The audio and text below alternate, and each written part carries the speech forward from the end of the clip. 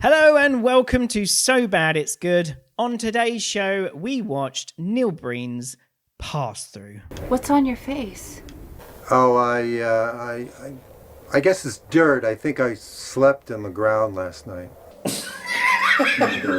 In the ground? I think! Not even I think, I guess. And how did it pass through you, Christopher? I feel like dysentery. So the film starts a desert, a generic desert somewhere.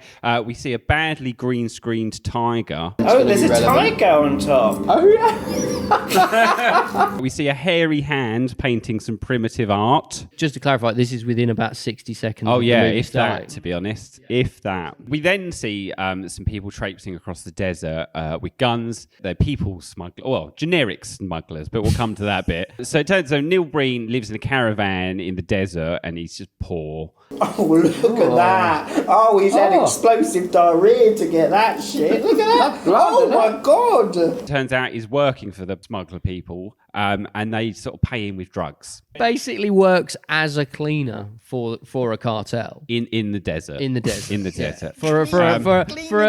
Yeah, Cleans up for a the desert. people smuggling cartel, he cleans the desert. He cleans the on desert. their behalf and gets paid in heroin. Don't think about it too hard. Neil Breen didn't.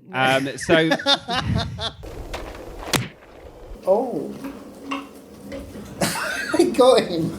Such a delayed reaction. Such an actor. Neil Breen then shoots up his drugs in the most comical fashion I've ever seen. I don't think he knows how that works. Drugs aren't the only thing he doesn't know how it works. Filmmaking, sound editing. He shoots up the drugs and dies. I actually thought him getting out of his body, I'm surprised that's not more shit. And then we sort of cut to the people smugglers who are also drug smugglers. So I then started just to refer to them as generic smugglers. Yeah, I get Jack that. of all trades smugglers, you could say. Well, if you're I going to suppose do if you- one, yeah, if that's what I was you've got your thinking. pathways and you're doing one, you might as well do them all. In for a penny. In for cocaine. The generic smugglers are then just sort of standing around dishing out drugs. This is for the politicians. This is for the stockbrokers. What, for two parties? Not dishing them out to just anyone, though. No. Not anyone. Not just anyone. They start going, this one is for the bankers. Yeah. This one is for the CEO. The CEO. The generic smugglers then just sort of randomly shoot a lady and a kid. Yes, but for a very good reason. You two are of no value to me on the streets. I'm all that you've got in the world. Grandma! Why'd you shoot her? Because I have absolutely no value for you two on the streets. Swap the hand, swap the gun in the hand. Left arm, right arm. And she shouts, doesn't she? She does shout a lot, that lady. Yeah, does she ever not shout? Not really. She heard B commanding and went, I got to shout. Don't even think about trying to sneeze without asking permission. You scared them more by shooting that child than shouting at them. Don't worry. If you thought they weren't petrified of you, they fucking are. I want you too. Let's get out of here now! And I just thought, well, they must be dead because they've literally exited the screen seconds ago and then he's fired shots at them. They got away. Neither of them got shot. We have to keep running. Your mother's my sister. She was murdered. I swear to God I take care of you. You're my niece. We have to keep running. He then puts his hand on the primitive art. The tiger gets very close to him. It's so close to him. And clearly not where he is. You don't think he's on a leash? There's snow behind There's snow behind the tiger. So. Well, all right. The green screen tiger is large on the screen. That's a better description. I am artificial intelligence from far in the future. I have come here to cleanse the human species of their failings. The two that ran off are then trying to find somewhere to stay. We can't stop. I don't think I can go any further. I can help you. Oh my God. and they kind of come across Neil Breen in the desert, who offers to let them stay in his shitty caravan. I'll let you and your niece stay in my place. I'll stay in the car up front. No, we can't stay here. It'll be fine. I'll clean it up. There's no way in worry hell about we it. can stay here. No. You have to trust me. Stay here. I'll clean it for you. He's going to clear up for him. No? He says he's going to clear up, and dutifully he does, Tom. He throws out about 3 items and then declares that it's clean. It's clean. It's all clean.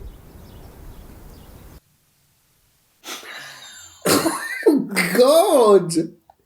This is horrifying. The slaves, I've started to refer to them as slaves, essentially what they are, then start having a bit of a group therapy session. I left my country to make a better life for my family. I hate the politicians in my country. They're so corrupt. They killed my wife. The acting in this, it goes from that person definitely can't act to that person can act, and I feel genuinely sorry for them because they've tried, but they've been given nothing, and it's hard. All of us can be strong and get through these hard times. Yeah, there are some people who seem vaguely competent in front of a camera, and then you've got other people who I'm convinced may have only learnt to speak for this film. Yeah. I'm an addict. I have nothing. I'm empty inside. I realize what I'm doing is illegal, but I gotta do it. I hate the politicians in my country. They are so corrupt. What's it gonna take to make the change happen? When's the change gonna happen? When? They persecute my family. They killed my husband. I'm getting out of here. Now. She spots him disappear into thin air. Then has a little lay down. Then has a little lay down. Or does she? I think she's supposed to be fainting, but she genuinely. No. Oh, now go sleep.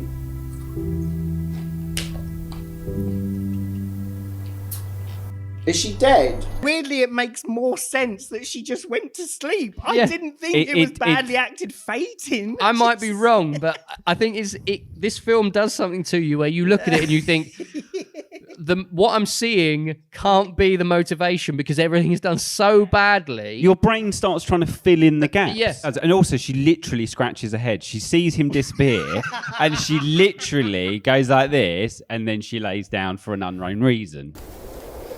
Don't come near me. I'll kill you, you fucker. I won't hurt you. Neil Breen explains that his name is... I think she asked him, but he explains that his name is Till.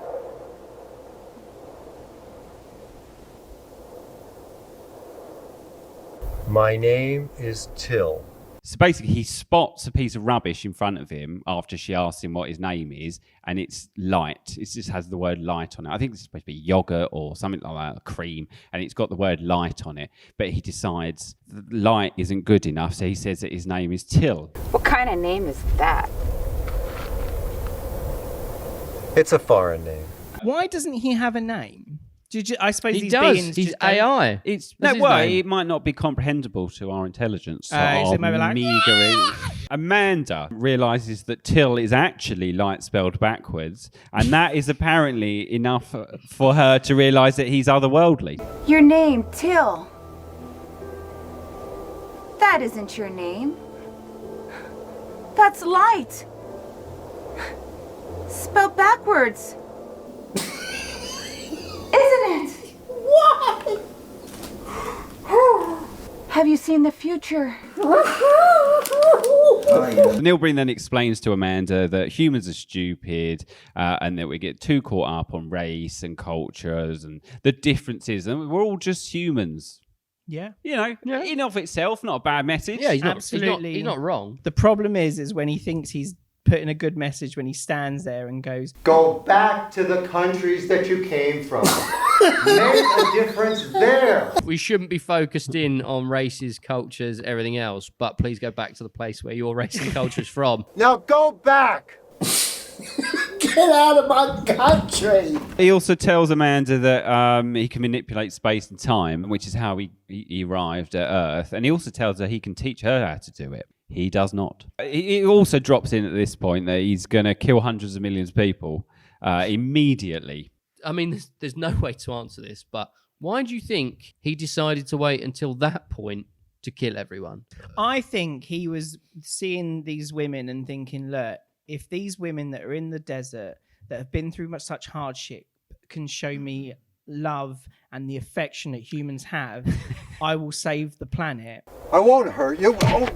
And he thinks, fuck you all. He then explains that he's only going to kill the bad people, very easily, clearly identifiable bad people, and that she's not one of them. But what you don't see is they weirdly cut this one short, but he then looks at her and goes, but if you fucking try my patience, you cross me, I will end you. And then I will lay your body down and let my new girlfriend see it, like I did with you. What the hell is this?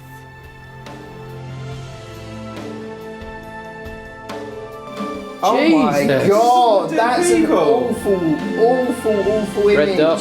It's the departing of the dead bodies. No, Tom, it's the harvest. It doesn't really make sense, that bit, because he says he turns them all to dust. They all disappear. Yeah. It's like he made them all disappear and reappear in the desert just so he could show him off. You got a new girlfriend, you're like, oh no, I can do some cool stuff. Huh? Dead bodies everywhere. It's kind of like Thanos going like that.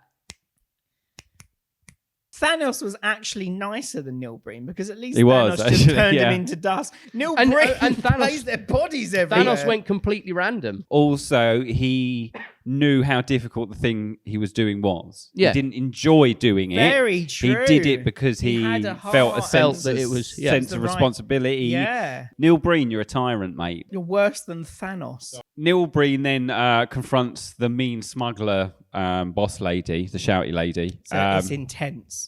This is my universe. I will kill you! I will eliminate all of the people like you that have ruined this planet.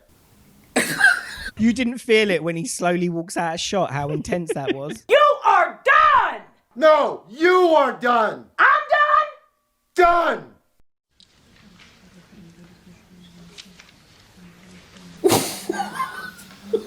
Back out the shot, Neil. Back out the shot. Because we can't make it disappear if you're in the shot. The people who he describes as the bad people. All right, drug dealers, sort of the type that you see portrayed in this film, people smugglers. Yeah, all right. Why is a CEO a bad person? Yeah, if they haven't necessarily done like, anything I get wrong. that. Yeah. I get that. You know, global corporation and sort of commercialism and capitalism and everything. You know, can have a net, but it's not. You don't look at capitalism and go, there's one CEO that's the bad guy at the top of all of this. It's like I'm sure there's plenty of CEOs out there who are just trying to do a good job. Who own 3 coffee shops. Yeah. Yeah. Yeah. I only gave myself the title CEO so it looked a bit better when I was Doing my taxes. doing my returns, and it said that I'm CEO of a small business. Yeah. Yeah. It's Dead. Dead. Security guards, what have they done? They're just there doing a job. Neil Breen then goes off to a fancy-looking house. There's just random people standing around talking about all the corrupt, evil things that they do. I know companies that can hack into any government, national agency, or corporate facility. Isn't that corrupt? They're really badly green screened into a fancy-looking living room. Oh, was it green screen? I think so. Are you serious? Or, yeah. I couldn't see your face. We put our own spin on the stories to suit our corporate bias. She's reading and that. other private interests. We can create programming. If it can be destroyed by the truth, it deserves to be destroyed by the truth. He then sits down and addresses the entire world, saying that he's an AI, he's from the future, the world's shit, and that it's okay that he's killed 300 million people because they were all bad. Kim and Amanda then go for their separate ways for no apparent reason whatsoever. You can't stay. You can't stay here. What do you mean you're not going? What are you telling me this for? Please, please. After everything we've been through. Everything. Why is the TIG on the other side? I don't know. Defied the laws of gravity. Amanda and Neil Breen then hold hands in the most awkward way Oh, I've ever the seen. finger touching. Oh, No, they've fallen in love. Neil Breen then walks off into the distance and returns to space. Does she go with him? No. She don't go with him. No. The old pump and dump, innit? Is it? Yeah, but there's no pump. There's no pump. He had a wank in his caravan when she was He had a asleep. wank on his way back to the future. Sitting in his DeLorean, spunking on his flux capacitor. I didn't mention them at all when we were talking about the story, largely because they make absolutely no difference whatsoever.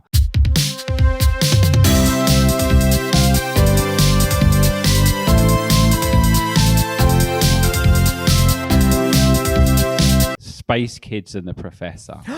Oh my god, yes. They keep talking about space stuff, and I say that like they're talking about space. They're not really talking about anything. What's the source? How strong is that signal? Let me see. I'm following it. They sort of allude to the fact that they've spotted something in the sky. Not that they look into a telescope or actually spot anything on the sky. They're just sort of tapping away at the computer and there is a telescope near them. It's here. I can see it clearly. What are they talking about?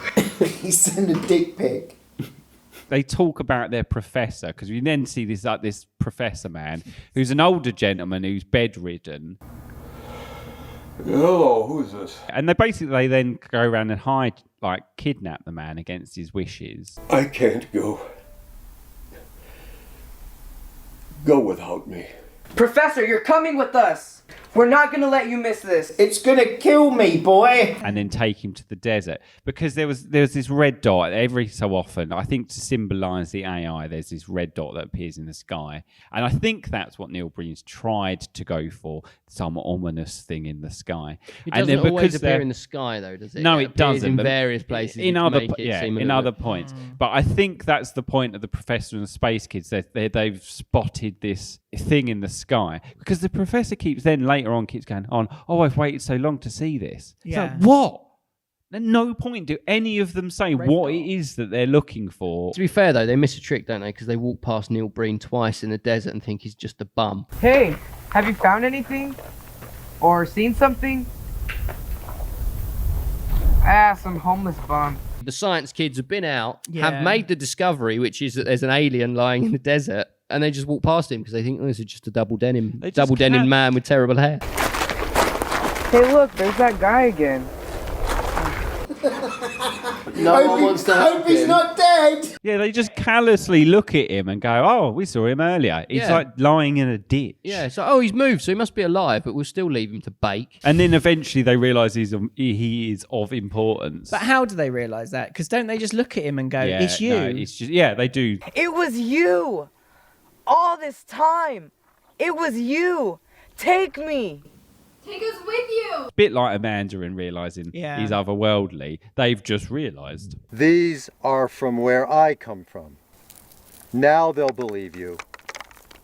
Don't think they will. No, they look like they come from where we come from, to be honest. I didn't mention them at all. We're sort of going over the story because they impact the story in no way whatsoever. I think the only thing they're supposed to do is essentially reinforce the idea that he is this special, otherworldly being. I think you're right, Dave. It is that, because I think otherwise you would just think he's like having a trip.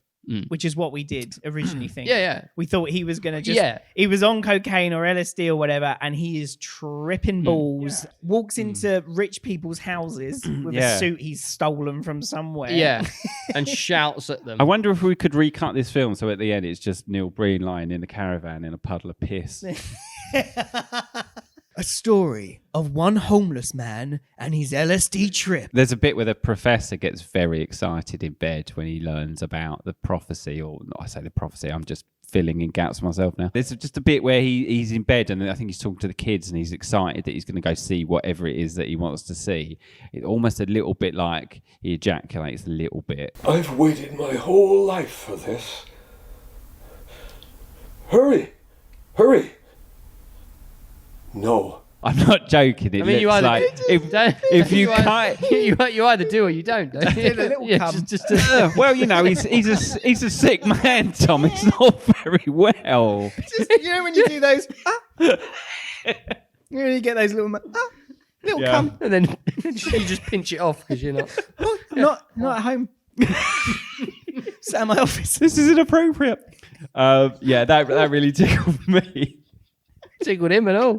Something incredible is about to happen. Something incredible is already happening, Neil. First viewing, this film was a 5 out of 5. That was a wild ride. On second watch, because it wasn't so alarmingly terrible, because it was all fresh, it just felt a little bit like there were bits of it that are far too long. There are bits of him just fucking strolling about in the desert. Yeah. I'm going to roll that back from a 5 to a 4. It's not good like, oh my God, this is so enjoyable.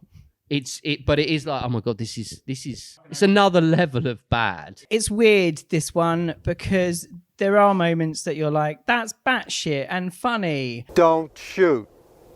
You can't hurt me. Then why tell him not to shoot? You're worried about him wasting his bullets. Yeah. Oh no! It's gonna make him kill himself. And there's a lot of walking and drone shots and the same shots. Get his money's worth out of the drone shot. It is so bad that I think people will just look at it with their mouths open. It's worth a 3.5 in that regards because of it. I think Fateful Findings is way above this. Do you think, though, that part of that was because Fateful Findings was our first introduction? No. If we put Fateful Findings on now, I'd watch it. I don't care to watch this actually again. Yeah. I really, it's too much desert walking shit. Wow. Look at that. By Neil Breen. I think we should start calling him Safe Hands. Safe Hands? Yeah, he's always a safe hand. It's so bad, it's good.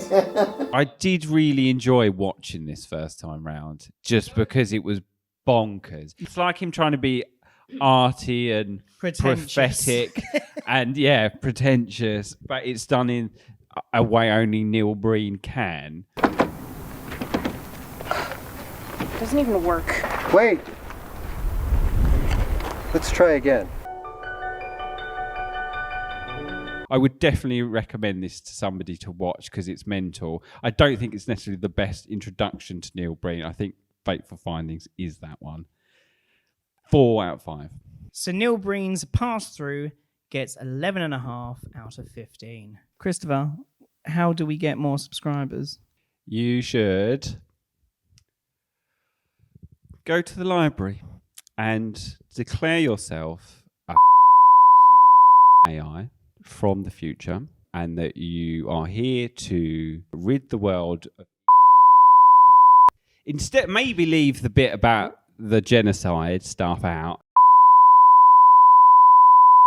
I'm proud of that one. Gee, wow. It's proud. Now we know his levels. He's proud of that. If you liked this video and all of this chit chat, subscribe because we do this fairly regularly. What are we on now, Tom? About a 3 weekly cadence, depending on how work's going. Yeah, don't put schedules. 4 weeks. Don't put Wait pressure 4 on it. weeks. You might get another video. You might not. But you will get another video because we do record these. So if you liked it, subscribe to it, ding the bell, tell your friends, share it, do all of those good things to make us blow up so we don't have to work proper jobs anymore. Yeah, I did it. I did it. I went there, brave. blow up. It was brave, Is it? especially when you wear your cap, you know. Like... Jake Paul would do that. Yeah, there we go. Like it, subscribe to it, tell your friends about it. Goodbye, y'all.